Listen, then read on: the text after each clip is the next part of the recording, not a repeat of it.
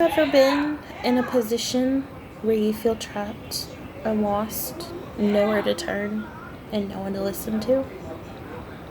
Well, that's true for many people, for many students actually, from ones that suffer from their own mind, that suffer in their own home.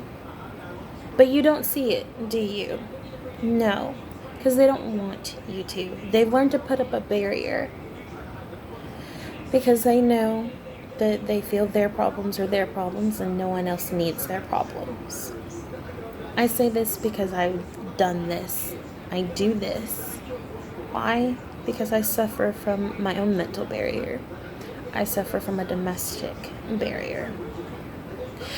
Many kids, not just kids, but adults, suffer from mental illness and domestic abuse.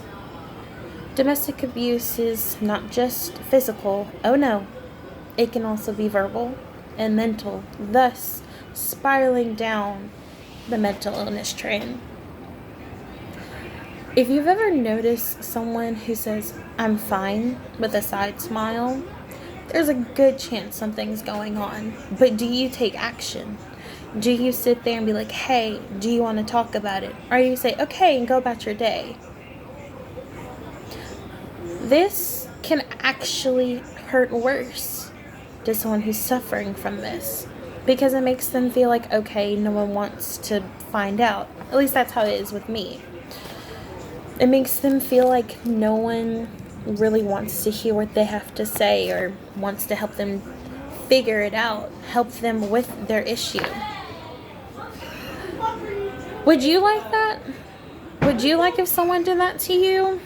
Or would you like if someone asked you, "Do you want to talk?" Personally, I would love for someone to sit down and ask me what's wrong and let's talk. Talking to a counselor helps, but many people don't want to go for help because it scares them.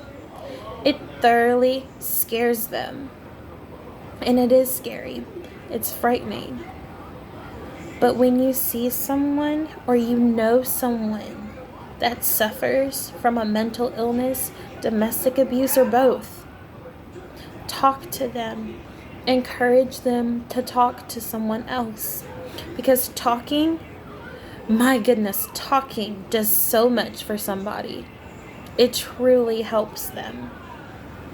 It helps them feel better each and every day. They have to take baby steps, and no one realizes that. They try to push them. Don't push someone that has a mental illness, because it makes it worse. Believe it or not, it makes it worse. When you push someone's like, "You can do this. Oh, you can get out of bed. You can do this and that." Some days it's almost impossible for someone with a mental illness or someone who's been abused to get out of bed. If they're abused, they don't want to get up and face their abuser. They're scared something else is coming their way. More harmful words or another hit to the face or something somewhere is coming. Or they know that their mind's going to tear them down all day long.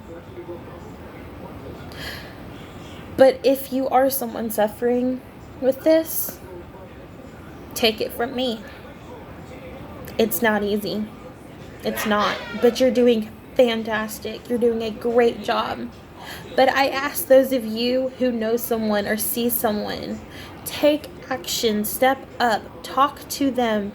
Be their friend and be there for them. They take baby steps, so take them with them. Will you be the ones to make their day better, or will you be the one just to brush them away? I ask you to please pay attention. Look at them and be a friend. Be a friend for those who need them the most, where they feel alone, where they feel like no one's going to discover what's going on, where they feel like it's too late and they have nothing better to do than to close their door forever. So be the person to make a difference, to stand up for what is right, and be a friend to those who are suffering from domestic abuse and mental illness. they're suffering from domestic abuse and you see that, offer them your home. Offer them a place to stay for a while. They suffer from mental illness, offer to spend a day with them and get their mind off of something else. But be a friend, be kind, and I encourage you to help those in need.